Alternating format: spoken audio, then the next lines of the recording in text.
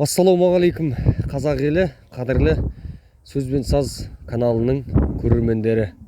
Өлеңді, әнді және қазақтың поэзиясын жақсы көретін көзқарақты көрермен. Біз бүгін Маңғыстау ауданының халық ақыны Сәттіғұл Жанғауылов атындағы Тұщықұдық ауылында орналасқан мектептің алдында тұрмыз.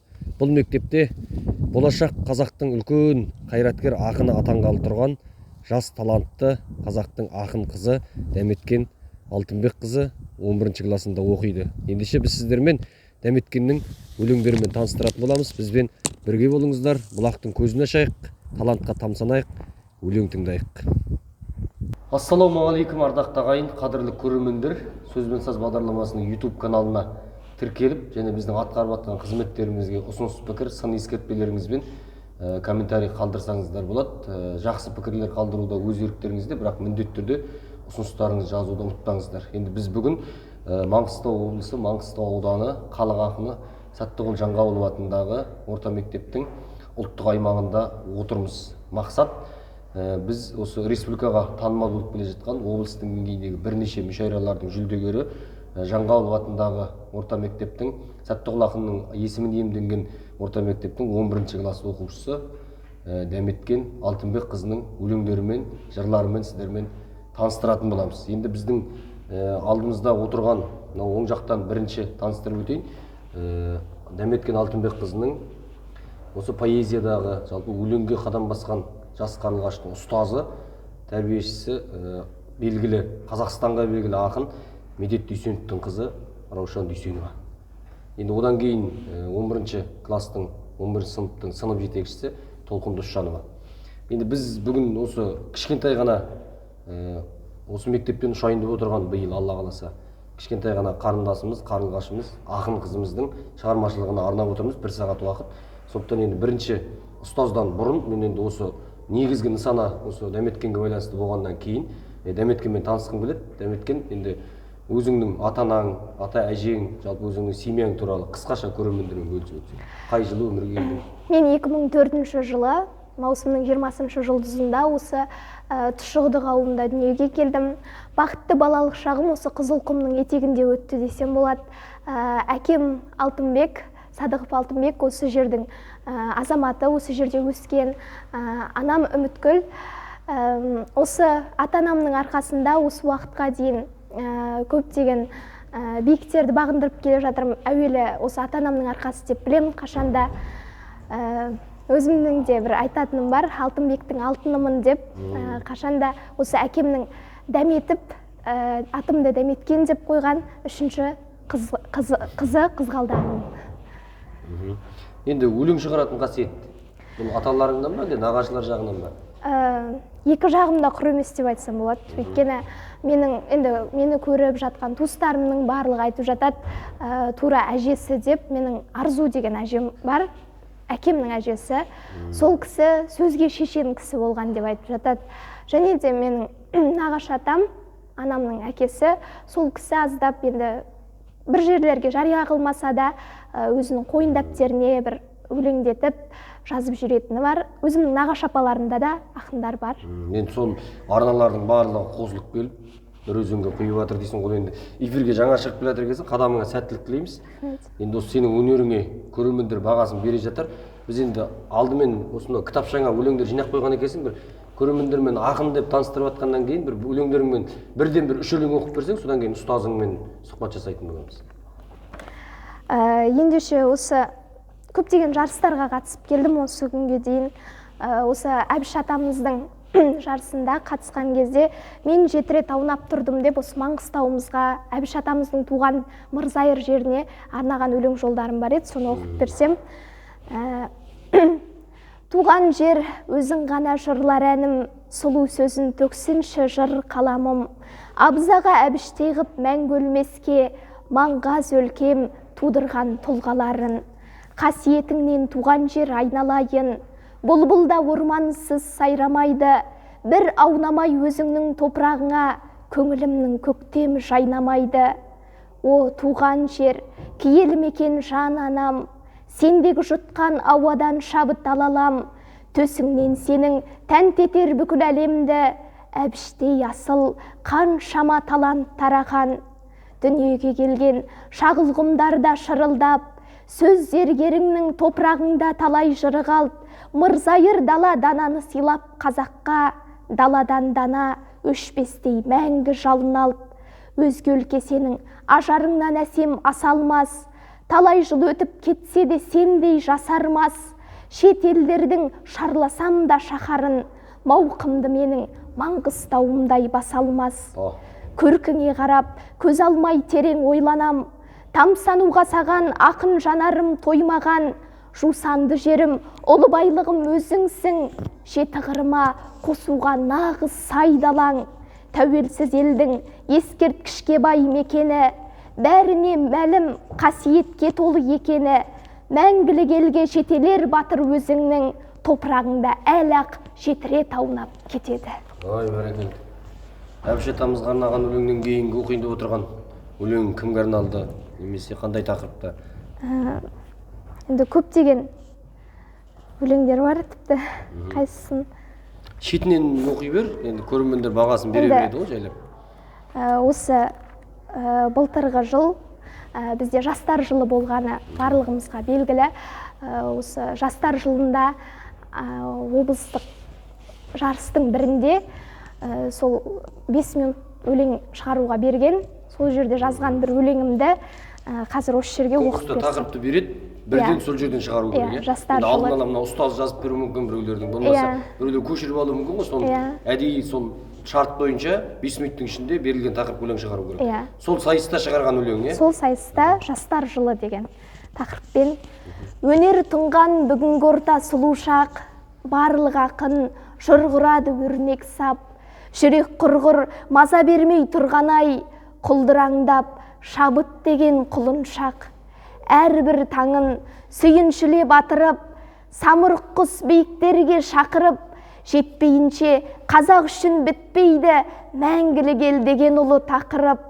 Тіл бітіп бүгін тоқтаусыз тарих сайрасын, ақ пейілімді болаттай жырым қайрасын. Жаңару жолын жалпыға мақсат еткенде, жастардың жылы бағыттан тура таймасын. Бейнесін көріп беделі өскен өлкемнің, өлеңге қосам заманның шерлі өткенін. Мақтан шетіп толтырып ауыз айтамын, жігерлі жастың елім деп қанын төккенін. Желтоқсанда қалмаған жанды жазасыз, алаңға шыққан ардақтылар деп табарсыз. Әлия Мәншік әпкелерімде майданда, жастығын қиды өссін деп ұрпақ алаңсыз. Жоғалмас мәңгі олардан қалған тереңіз, қалмады міне еңбегі еткен елеусіз. Төтеден төнген қауіпке тосқан жас кеуде, аңыз боп қалар қамалға биік теңерміз. Құтылып қазір бақытқа таңы қас күйден, тәуелсіз еліміз тәңірге ғана бас иген. Ұлы даламның соқпағыменен сапарлап, мәңгілік елге бет түзеп барат жас күймем. Аталған жылым жастарға тізгін бергелі, нұрына бөлер Нұр Сұлтан қала төрдегі. Өз ұлтын сүйген ұрпақ боп қалар ой болса, құлақ сал досым кеңеске аздап мендегі. Келешекке көш түзеген мақсатпен, қалу үшін ел тарихта жақсатпен. Қазақ атты қайсар елдің ұрпағы, жер ана үшін жаса бәрін асқақ кең. Жеті қыры ұл елімнің бұрынғы, жоғалмайтын тіліңде бар тұғырлы. Жер жаһанның құр жауһарын жиғанша, жер жәннаты етсең шенді еліңді. Босқа тұрма, ізден дағы білім ал, болашағы сенсің елдің біліп ал. Биігірек ұстау үшін көк туды, бесіктен ақ мақсатыңды құрып ал. Жарықтарға жетелейді арманың, ғылым менен басқарарсың алдағын. Жаңа заман талабынан кем қалмай, ұлылардың салт санасын жалғағың. Жүре берме жалқаулықтың соңында, ілім, ғылым бәрі сенің қолыңда. Өшпестейін өз мөріңді баса кет, жастар жылы болашақтың жолында. Ай, бәрекелді. Енді микрофонды ұстазыңа тағып бере ғой. Енді Раушан апай, менің де осы мектепте оқып жүрген кезде бірнеше өлеңдерімізді түзетіп, қапталын күзеп, кейбір артық жерлерін алып, дұрыс ойларды қозғаған кездерде тағы басқа бір ақылдарыңызды айтып жүрдіңіз. Енді сол дәстүрмен әлі келе жатыр екенсіз. Жалпы осы мектептің мүшайра, болмаса ақындар тәрбиелеу жөніндегі осы мектепте жүйелі жұмыстар атқарылып жатыр ма? Ауданнан қандай жоспарлар бар? Енді осы жалпы ақын тәрбиелеу мектебінің жоспарларымен бөлісіп отырсаңыз, қазіргі кезде қанша ақын шәкірттеріңіз бар? Енді қазіргі дәметкеннен бөлек қызметіңізге байланысты бір жоспарларды айтып өтсек. Енді біздер осы тіл мамандары ретінде осы қазақ тіліне байланысты түрлі жарыстар келіп жатады. Абай оқулары, Мағжан, Ілияс оқулары, мынау жарқын болашақ, Ақберен оқулары. Осы оқуларға енді бар немізше өзіміздің шәкірт қосамыз үкілеп. Ауданға? Ауданнан жоғарғы жетістік көрсеткендер сол облыста өздерінің бақтарын сынап жатады. Осындай шәкірттеріміздің бірі осы біздің мына қазір алдымызда отырған шәкіртіміз. Бірнеше рет жарқын болашақ байқауында жүлделі орын алды. Абай оқуларында, Жамбыл оқуларында, Мағжан оқуларында, Ақберенде үлкен жетістіктерге жетті. Енді дәметкеннен басқа үйірмеде қанша шәкірт тәрбиелейсіз? Үйірмемізде бірнеше шәкірттеріміз бар. Енді соның ішінде бір айта кететін бір шәкіртіміз осы өлеңді жаны сүйетін, өлеңді мәнерлеп оқудан қатысып, өте жақсы жетістікке жетті. Осыдан 3-4 жыл бұрын бітіріп кеткен бір шәкіртім бар. Әбдеш Айдын деген жарқын болашақ жарысына қатысып, облыстан үлкен орын алып, жоғарғы бірінші орынды иеленіп, республикаға барып, екінші орын алып, грант иегері болды. Сүлеймен Демирел атындағы университеттің грант иегері болып, сондай үлкен жетістікке жетті. Енді алдыңызда ақын шәкіртіңіз туралы шығармашылығы қашан басталды? Өлеңде аяқ алысы қалай? Шәкіртіме мен сол 5-ші сыныпқа келгеннен бастап қазақ тілі мен әдебиетінен сабақ бердім. Ең алғаш осы өлеңге деген ұмтылысым шәкіртімнің 5-ші сыныпта сабақ үстіндегі бір тапсырмадан бір шумақ тіл туралы жазған өлеңінен байқап, осы оқушыны ары қарай жетелеу керек екендігін ұғып, соны дайындап келе жатырмын. Енді қазіргі кезде дәметкеннен басқа қанша ақын бар мектепте? Мектепте енді өлең шығаратын балалар көп. 6-шы сыныптарда Балауса деген оқушымыз бар. Өлең шығарады, да өте жақсы. Енді дәметкеннің аяқ алысы қалай қазіргі кезде? Бір сасық қалып, конкурстардан орын ала алмай қалған кездер болды ма? Тек қана ылғи бас жүлдемен келе жатыр ма? Енді ол әр кезде енді әртүрлі жағдайда болады ғой, бабына қарай. Бірақ енді көп жағдайда сол біздің үмітімізді ақтап келе жатқан шәкіртімнің бірі енді. Енді микрофонды Толқын апайына берейік. Сіз осы әйтеуір жарысқа бала қосылса, бірінші ата-анасы тақымын қысып отырады ғой үйде. Содан кейін осы ақындыққа тәрбиелеп жатқан жетекшісі сіз. Енді одан кейін міндетті түрде осы баласы жаман болса күйініп, жақсы болса сүйініп отыратын класс жетекшісі Толқын апай. Енді алдыңызда қазір қанша дәметкеннің классында қанша оқушы тәрбиелеп жатсыз? Өзіңіздің жетекшілігіңізде неше бала бар? Және таланттылары кімдер? Сосын арнайы дәметкен туралы бір ауыз пікір. Мен дәметкенді 5-ші сыныптан бері, яғни бастауыш сыныптан жоғарғы сыныпқа қабылдаған жетекшісімін. 5-ші сыныптан бүгінгі 11-ші сыныпқа дейінгі жетекшілік етіп келе жатқан оқушымның бірі. Сыныптағы көшбасшы оқушым. Қазіргі таңда сыныбымда 25 оқушы болса, соның 10-15-тейі талантты жүлдегер оқушылар деп айта аламын. Толық сыныбымда 9-шы сыныпты бітіргенде 6 үздігім болса, биылда сол 6 оқушым үздік нәтиже көрсетеді деп үміттеніп отырмыз. Биылғы бірыңғай ұлттық тестте жоғары нәтижені біз күтіп отырмыз. Жаңағы алтын белгі, қызыл диплом куәлік аттестат. деген сияқты біз үміт етіп отқан оқушыларымыз, осы оқушылар.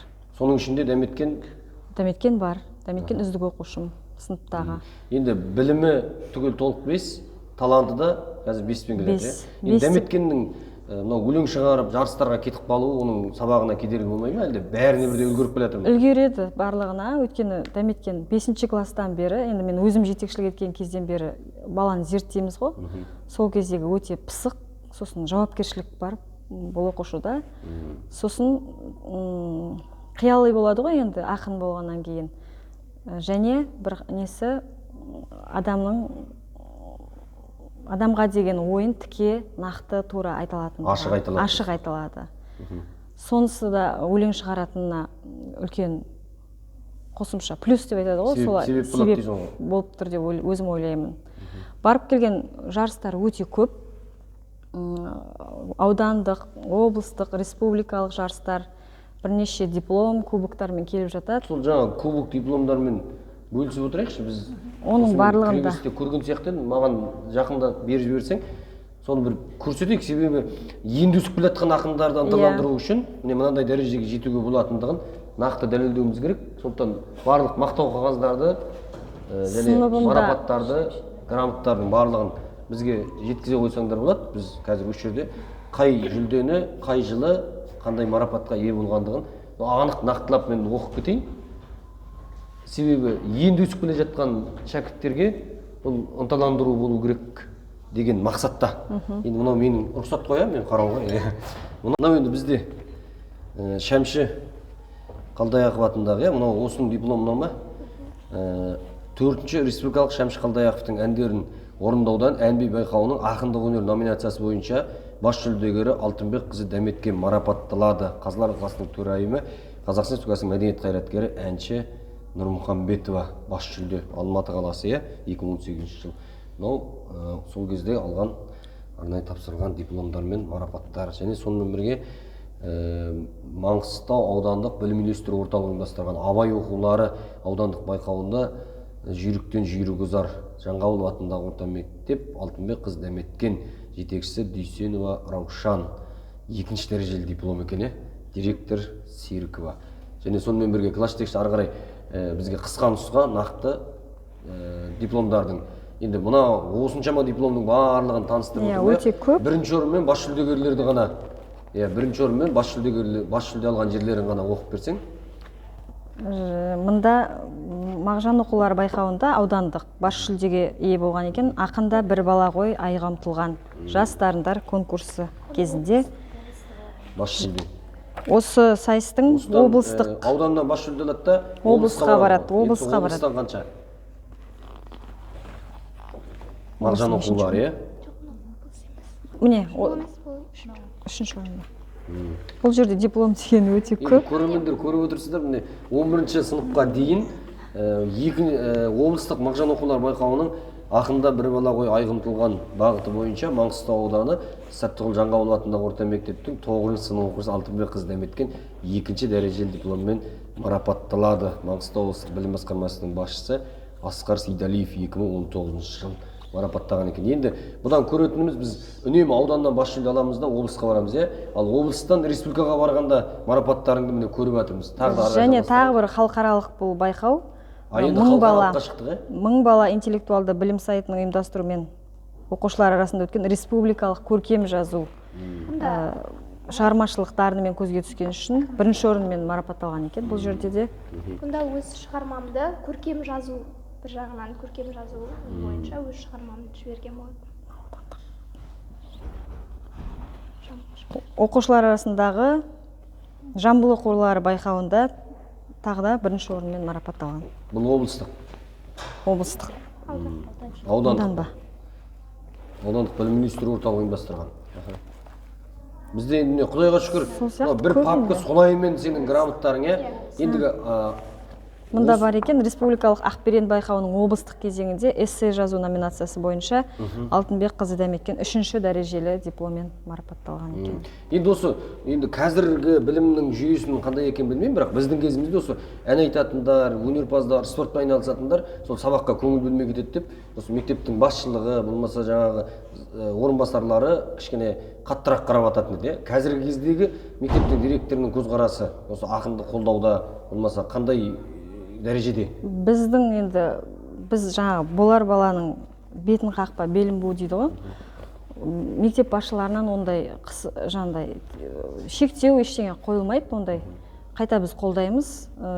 Өйткені сабағында қатар алып жүреді. Қалып қойған сабақтар болып жатса, міндетті түрде оның орнын толтырып, жетілдіріп отырады. Енді осыдан шығатын қорытынды, егер баланың өзінің жауапкершілігі болса, барлығына үлгеруге болады. Қатар алып жүруге болады. Және оны осы оқушым мысалы дәлелдеп келе жатыр. Оны толық айта аламыз. Білім алуды да, шығармашылықпен айналысуды екеуін бірге алып келе жатыр. Енді микрофонды Ақынға берейік, Ақын қарындасыма.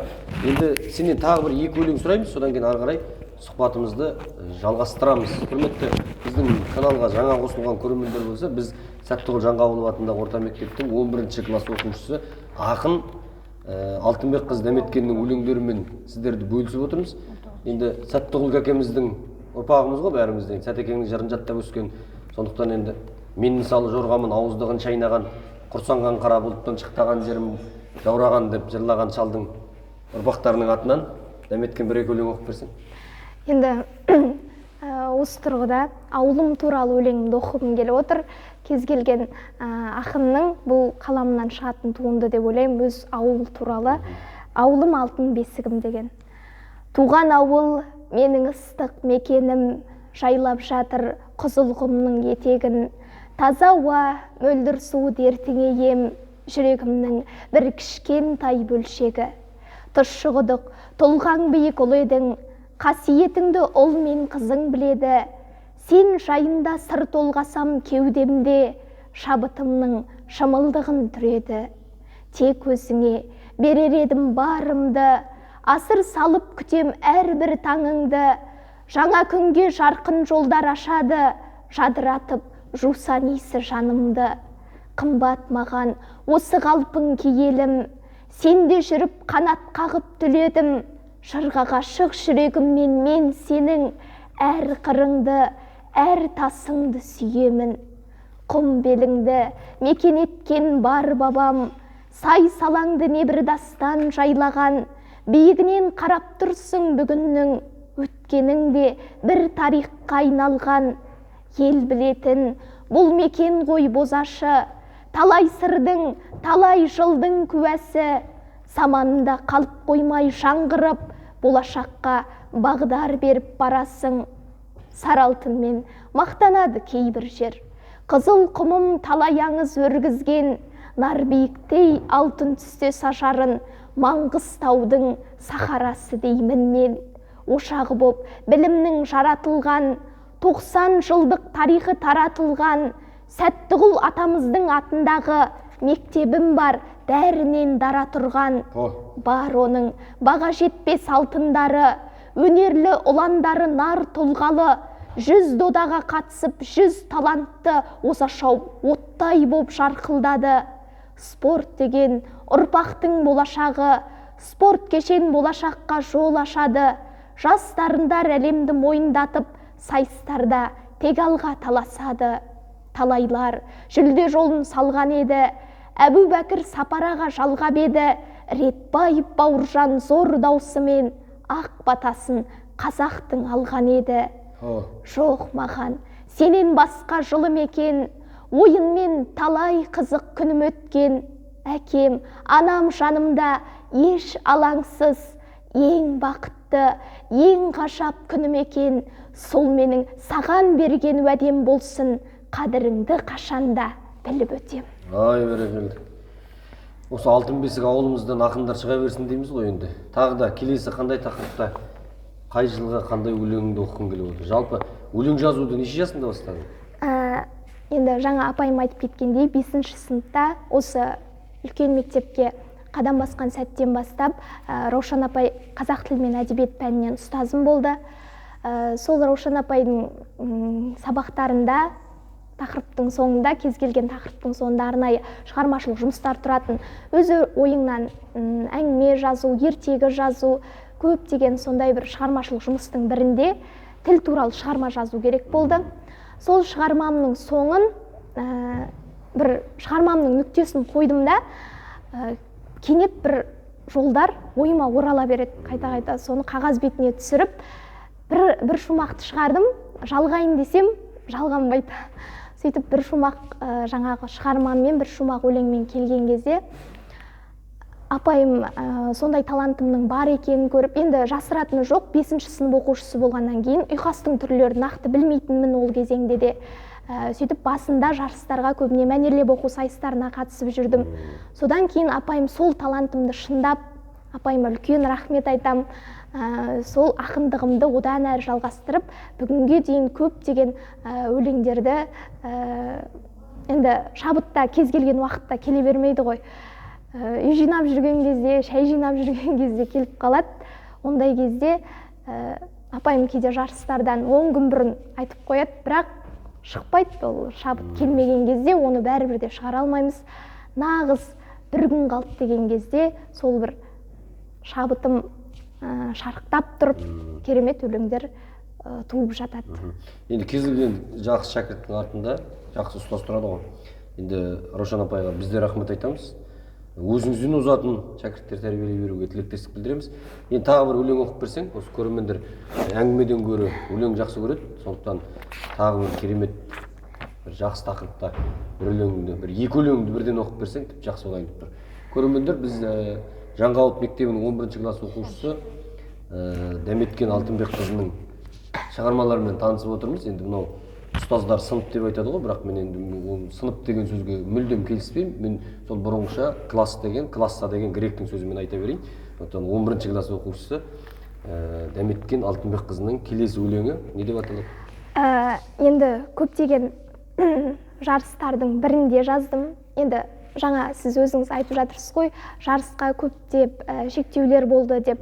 Бірақ менің ойымша ол жас талантқа, ол рухани тұрғыда байта түседі жарыстардың көптілігі. Өзім қазір сол жарыстарға қатысып келгеніме қатты қуанам. Сол жарыстардың бірінде көлденең көк аттылар көбейіп тұр деп жыр жазған болатын. Иә, сол қоғам қазір ұлтына не береді, сайра тілім, сен ешкім тежемеді. Ақиқаттың анығын аша түсем, бағындырар ойменен межелені. Бұғауынан өзгенің босағанда, қалмасын деп көк туым босағада, кім көрінген иелік етер ау деп, қалың елім қам жеген осы арада. Жоғалмай бабалардың аманаты, елбасымыз ертеңін бағалады. Көк бөрінің көтеріп көкке рухын, жаңғырумен жұртын бір жаңалады. Біз қандай ел едік қазақ атты, оңайлықпен бермейтін қазанатты. Себебі сонау кездің өзінде ақ жамандыққа еді ғой жасақ атты. Ал бүгінде бүгеміз ішке сырды, адам қорқып адамнан іштей тыңды. Өз билігін кейбіреу желеу етіп, тұғырынан тырмысып түспей тұрды. Таласпай көз арбаған алтын таққа, еліңнің ертеңіне балта шаппа. Көлденең көк аттылар көбейіп тұр, ақша атақ үстемдік құрған шақта. Қазынасын елімнің жымқырасап, қоғамдағы дерт сынды бұл бір азап. Қара халық қаммен бас ауыртпай, қара бастың нанымен айлағасап. Қан шотпасы барарға жер таппайды, мүгедектер ақшасыз ем таппайды. Соларға бер мемлекет байлығынан, көмек берер қоғамнан жер таппайды. Жалқаулығың жаныңның дауасы ма, еңбек етіп жетібең қай асуға. Мәңгілік ел жолында аянба еш, айтпағым бұл көлденең көк аттыға. Жаманатты қазағыма артып бір, арамақша арасында қалқып құр. Алаяқтың артса да адымдары, заң бойынша жазаларын тартып жүр. Бораны кеп соқпасын тек азаптың, бәрінің де қалағаны азат күн. Бесігінен бастау керек барлығын, биігінде қалу үшін қазақтың. Айтпағым менің мін тағу емес ешкімге, қоғамның жырын айта берермін естірге. Халықты ойлар жанашыр жандар көп болсын, әділдік керек осынау жалған 5 күнде. Ай, бәрекелді. Мынау енді қоғамның керемет қазіргі бейнесін жақсылап тұрып сынаған екенсің. Енді бесіктен бастау керек деп жатсаң, біз енді сол бесіктен бастауға үлгере алмай қалада тұратын болған ең болмаса мектептен бастайық деп келіп жатырмыз. Алдағы уақытта сәт сапар тілейміз. Енді өлең жазғанда өзіңнің алдыңда кімдерді үлгі тұтасың? Қандай ақындарды оқисың? Кім болғың келеді? Бәрі де еліктеушіліктен басталады ғой. Иә, ең осы әдебиет әлеміндегі өзіме қатты ұнайтын ақындардың бірі Мағжан Жұмабаев атамыз. Бірде апайым келіп, осы Мағжан атамыздың жарысы келіп тұр. Бір жарыс жаңағыдай бірнеше номинациядан тұрады, барлығына бір оқушы қатысу керек деді. Содан көркем сөз оқу, өлең шығару, иә, Мағжан атамыздың өлеңдерін оқу керек, сосын өзім сол Мағжан ата туралы өлең шығаруымыз керек. Сондай жан-жақты сөйтіп Мағжан атаны зерттей бастадым. Барлық өлеңдерін оқып шықтым.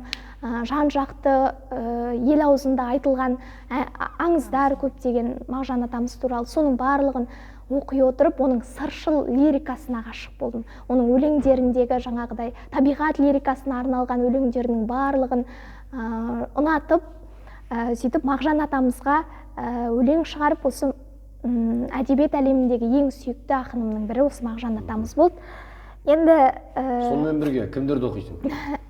Мен негізі өзімнің енді ұстанымым деп айтсам болады.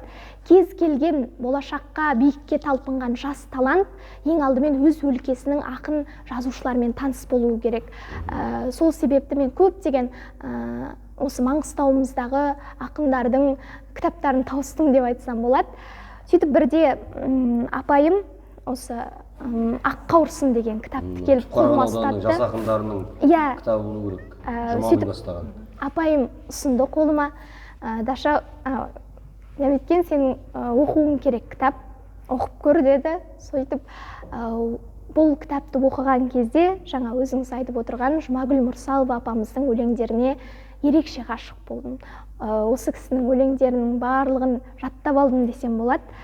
Сөйтіп тіпті бір сәтте өзімен кездесуде бұйырды. Ақберен, облыстық Ақберен байқауында алдыңғы қатарда отыр едім. Сахна сол жердегі ағайлар бір өлең оқып беруін өтінді Жұмагүл апайдан. Сол кезде көрдім, менен де басқалардың осы Жұмагүл апамыздың өлеңдеріне ғашық екендігін сол кезеңде апаймен қосылып айтып отырғанымды өзі байқап қалды. Сөйтіп сұрап, сен қай жердегі оқушысың деп сол жерде танысқаным бар. Барлық өлеңдерін дерлік жатқа білем, барлығын дерлік жақсы көрем. Мүмкіндік болса, осы сұхбаттың соңына дейін Жұмагүлден бір-екі өлең оқып берсең, сосын біліп жатсаң, Сәттіғұл Жанғаловтан бір-екі өлең оқып берсең, бізге тіпті жақсы болар еді. Өйткені сенің алдыңдағы келе жатқан буыннан да білуіміз керек қой деп ойлаймын. Жұмагүлден бір-екі өлең жатқа білсең, тіпті жақсы болар еді. Осы Жұмагүл апамыздың Жанар мен жүрек деген өлеңі өзіме өте қатты ұнайтын өлеңі. Мен ішімнен оқып отырайын, сен сыртыңнан оқ. Аздап орып отырайын. Оқи бер, оқи. Басқан қадам құтты боп басылайын, ізгіліктің ізіне бас ұрайын. Жылы жүрек жолшыбай жолығысса, жанарымның тұрады жасыдайын. Жанарға жас жоқтықпен уыс толса, жан сарайын ашпайды туыс тонша. Сезім толы жүректер жылағанда, кердеңдейді кеуделер қуыс болса. Жанын алғи, жат жанның жара салып, жүзіне оның қиналмай қарасанық. Жат бауыр боп жүректер тас қайналып, адаматы кетпей ме аласарып. Өрекпімей, өтірік өбісімен, сөз одан да сәйкессе дөбісімен. Ойнақыған көздерді айналшықтап, ойлы жанар іздеймін көп ішінен. Қоймаған соң алдымен арды биік, жасанғанын қайтейін барды киіп. Ақ сезімді аспанға көтерем деп, аңдаусызда аузым қалды күйіп.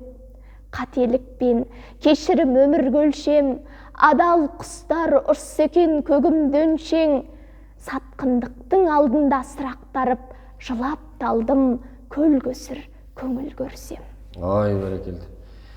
Енді осы мәнерлеп оқу, болмаса өлең шығару дегеннің барлығынан енді алдыңа қара салмай келатыр екенсің, сәт сапар дейміз. Болашақта оқу, қай жақта оқисың, арманың қандай мамандық иесі болғың келеді?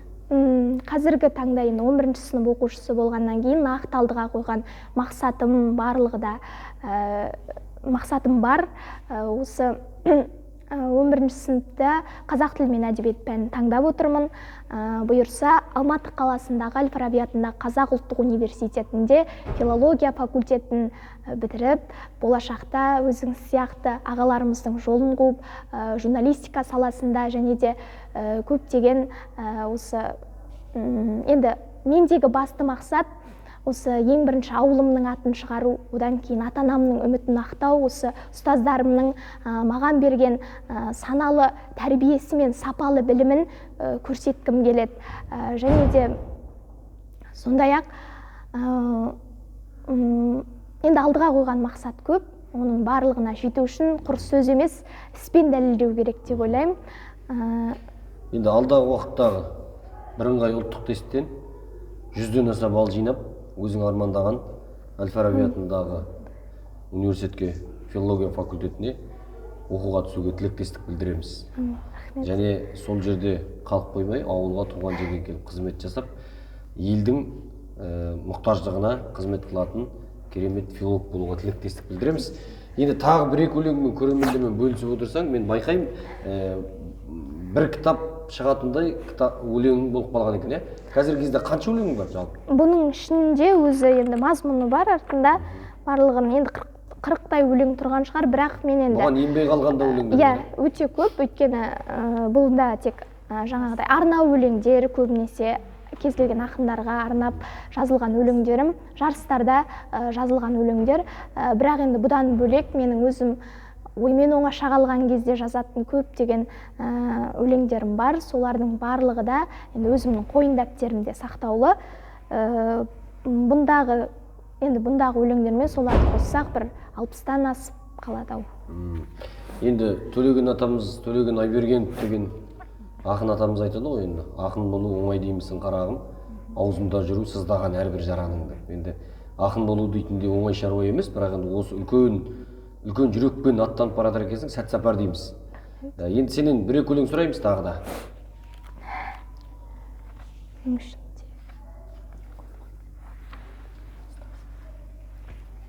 Осы ұстаздарыңа арнаған, мектебіңе арнаған, ауылға, Қызылқұмға арнаған өлеңдерің болса, оқуға болады. Өйткені ертең бірінші курстан кейін ауылды өте қатты сағынасың. Сол кезде осы біздің сөз бен саздың YouTube каналын асып жіберіп, ұялы телефоныңнан қарап, елді сағынып отырасың. Осы мектепті сағынасың, алыста жүрген кезде.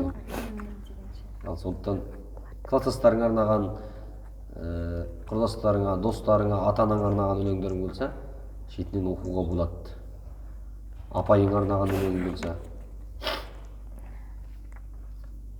Бұнда енді көбіне еңбей қалған, сіз айтып отырған жаңағыдай ұстаздарыма арналған өлең, ата-аналарыма енді арнап, ол көбіне еңбей қалған Мәңгілік ел Қазақстан деген өлең бар екен.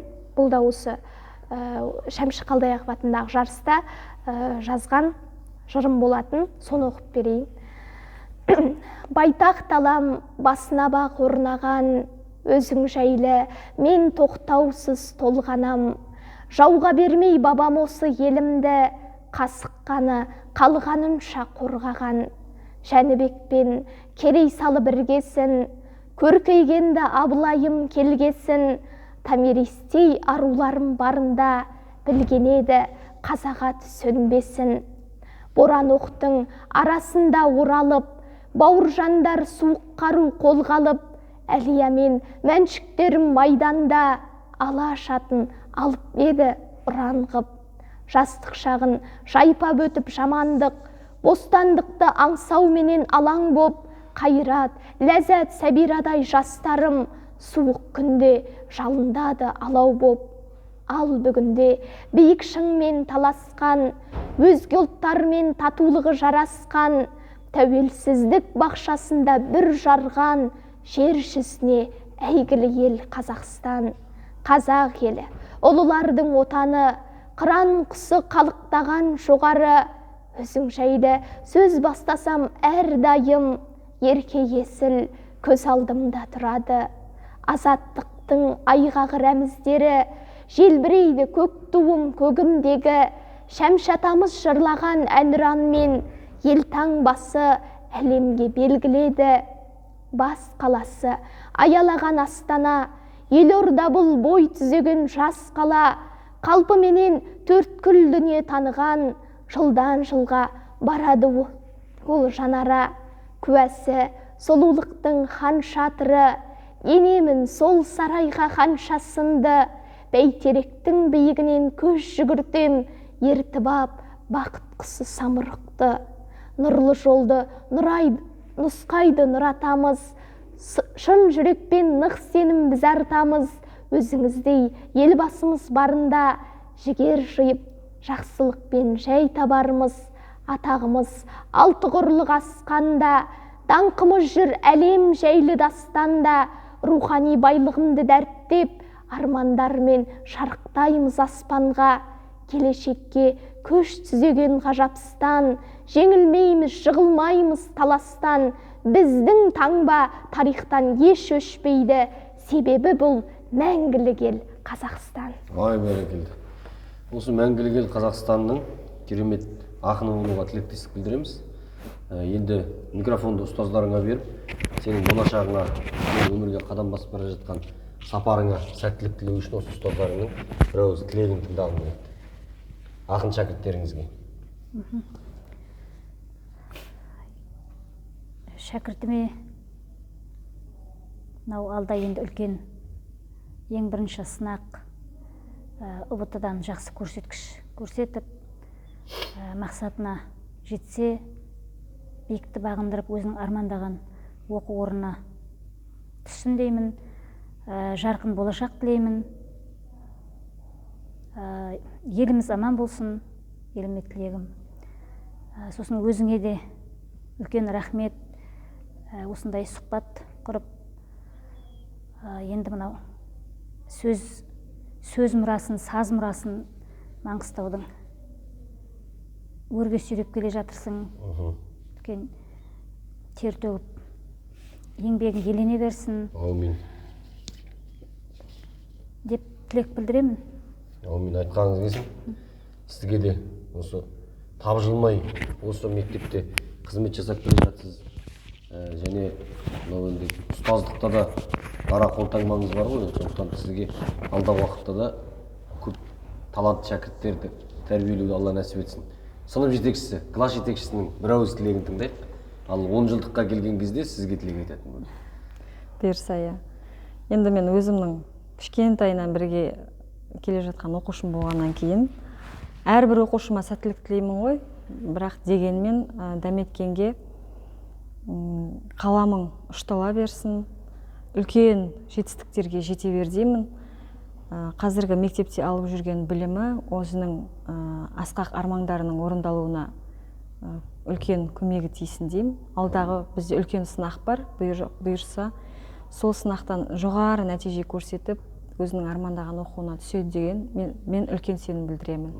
Тек қана ақ жол, сәттілік қана тілеймін оқушыма. Енді микрофонды өзіңе алып, біздің сөз бен саздың көрермендеріне, сенің оқырмандарыңа, сенің жанкүйерлеріңе, сенің тыңдармандарыңа деген бір ауыз тілегімді дайындала бер. Оған дейін біз бірінші рет сөз бен саз бағдарламасы үлкен сахналарда ғана немесе эфирлерде ғана жүредік. Бірақ біз осы болашақты жасайтын жастар болғандықтан, біз осы мектептегі жастарды да сіздермен таныстырып қоюды ұйғарып, алдығаш рет Түпқараған ауданының Баутин ауылындағы Жалау Мыңбаев атындағы орта мектептің 4-ші класының тәрбие сағатын түсіруден бастадық. Енді міне Маңғыстау ауданы Тұщықұдық ауылындағы халық ақыны Сәттіғұл Жаңғабылов атындағы орта мектептің жас талантты ақын қызы Дәметкен Алтынбек қызының өлеңдерімен таныстырып отырмыз. Өйткені біздің сөз бен саз бағдарламасының мақсаты адамды талантты шен-шекпеніне қарамай, дәулет байлығына қарамай, немесе атақ абыройына бөлмей, көзі тірісінде таныту, насихаттау. Қатарымызда жүргенде қадірін білу ғана. Осы сөзімді растау үшін біз бүгін Дәметкеннің репертуарымен таныстық. Дәметкен көрермендермен бөлісіп, ол сіздерге деген бір ауыз тілеймін.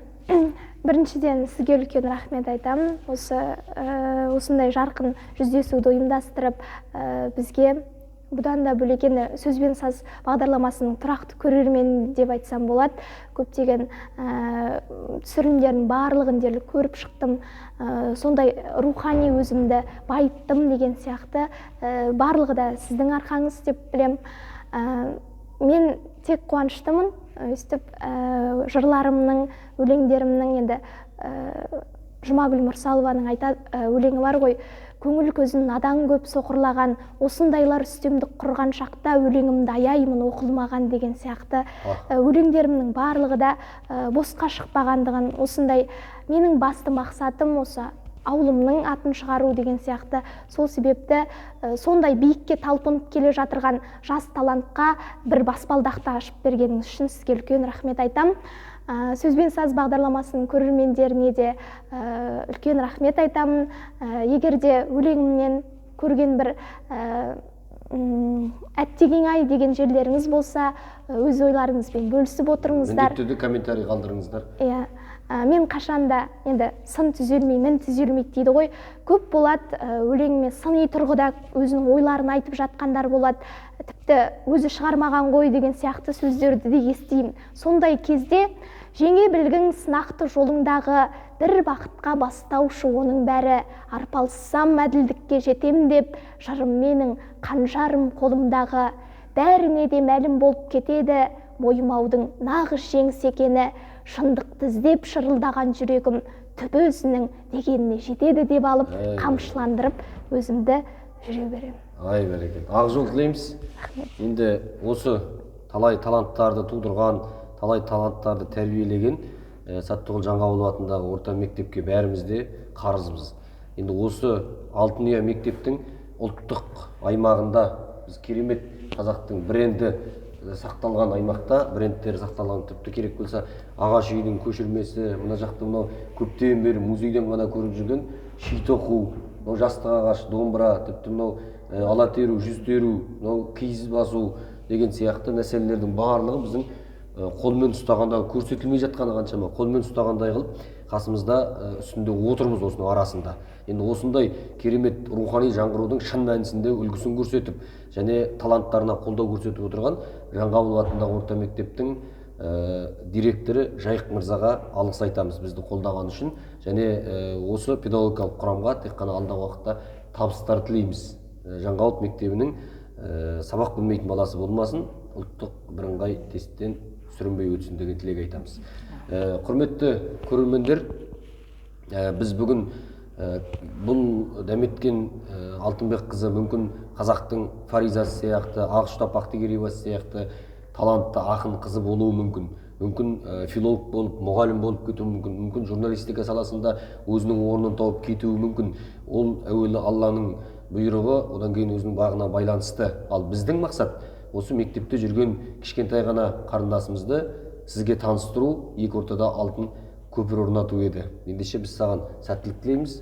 Қайқы қылыштай қиып түсетін жырларың көп болсын, мойыма тек қана алға баса бер деген тілекпен осы эфирді аяқтаймыз. Және эфирдің соңында сіздерге хабарлап кетейін, біз міндетті түрде Жаңғабылов Саттығұл деген халық ақынының басында, Қарақұдықтың басында, Қызылқұмның етегінде және атамыздың ескерткішінің жанында, сонымен бірге мектептегі халық ақыны Саттығұл Жаңғабыловтың мұражайында сіздермен өлеңдер оқып бөлісетін боламыз.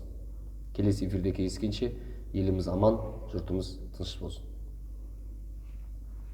Столын басшы бер. Неше минут болды? Саттығұл Жаңғабылұлы 90-ның белесінде. Отырмын дәл 90-ның белесінде, қаншама жырым қалды елесінде.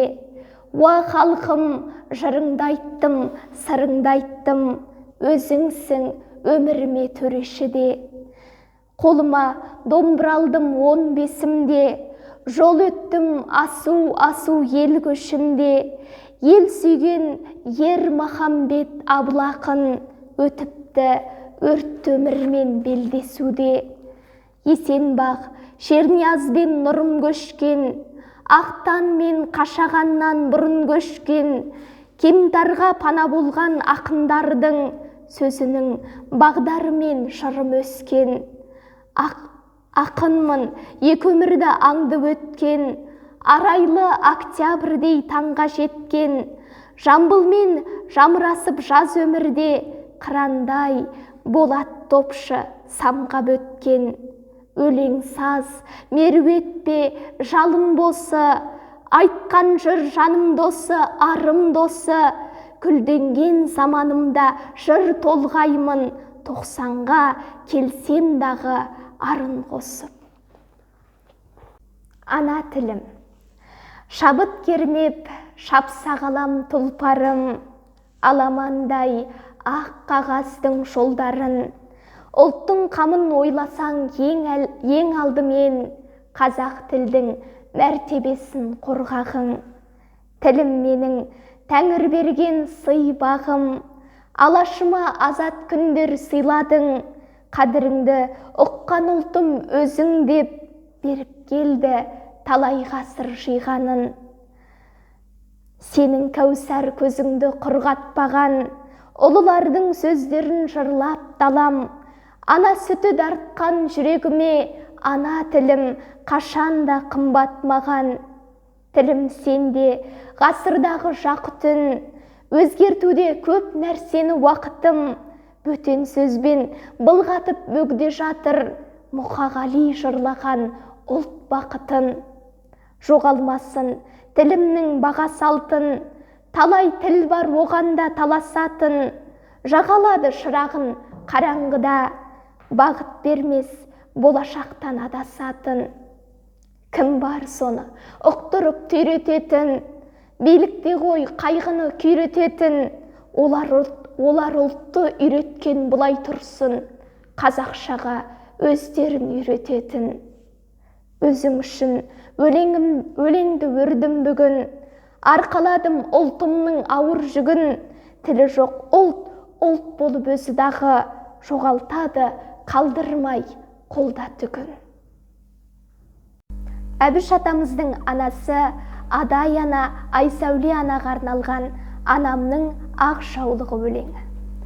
Алладан кейін жеткізген мына жарыққа, өссең де сондай қалатын қымбат қалыпта, жаулығы жұмақ иісті анадан туған, алаштың бағы Әбіш атадай алыпта. Естілген елге шаңырақтың болып шынары, аңыздай аты асқақта бәркез тұрады, мәңгі өмір сыйлап заманның заңғар ұлына, Айсәуле ана жолында болды шырағы. Кернесе шабыт, кеудесі дауыл болатын, өрнектеп берген өлеңнің асыл торабын, әлемі дара Әбіштің жеткен шыңдары, Айсәуле ананың баспалдақтарынан тұратын. Бала кезінде алыстап кетсе анасы, сарығымда жатып сағыныш қуған баласы, сездірген Алла келе жатқанын ананың, сезімнен тұрған олардың бақыт қаласы. Қиындық туса құламай тұрды қасқайып, жаураған сәтте Әбіші болды жастайық, басы иіп тұрып тәрбиесіне ананың, батасын алып мұхитта жүзді жас қайық. Алматы сынды алып шаһарды арман ет, ұлының үйін мекендемекке бармақ ет, қоштасар сәтте қара шаңырақтың отымен, жаутаңда бана жанары жасқа толған ет. Ақиқат десе қалмайтын басын бұғып бір, батыл бейнесі бәрінің ойын ұғып тұр. Абысын менен келінге күліп қараған, асыл ананың жүзінде жылу тұнып тұр. Жалғыз ұлына жанашыр болып жалғанда, Адай ана деп атаға асқан бар маңға, анаға тағын төрінен сайлап ұқтырды, болалмастығын анадай қымбат қай жанда. Көрмесек те дидарын күн демейлі, ел анасы ұлтына сөнбе дейді, дүрбелең дәуір өтсе де дөңгеленіп, ананың ақ жаулығы кірлемейді.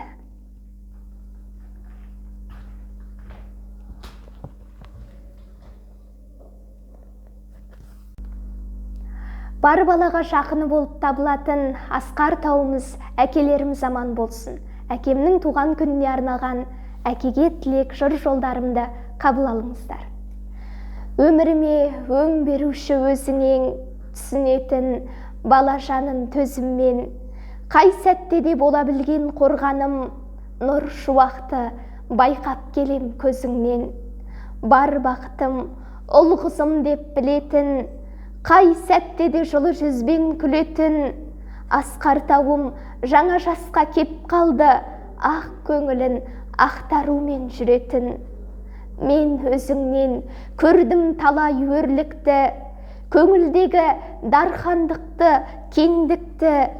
Талай сындар келсе дағы қасқайып, қарсы тұрар сабырлық пен төзімді. Келешекке бет бұрғанда мақсатпен, жылуыңа бөлей бердің асқақ кең.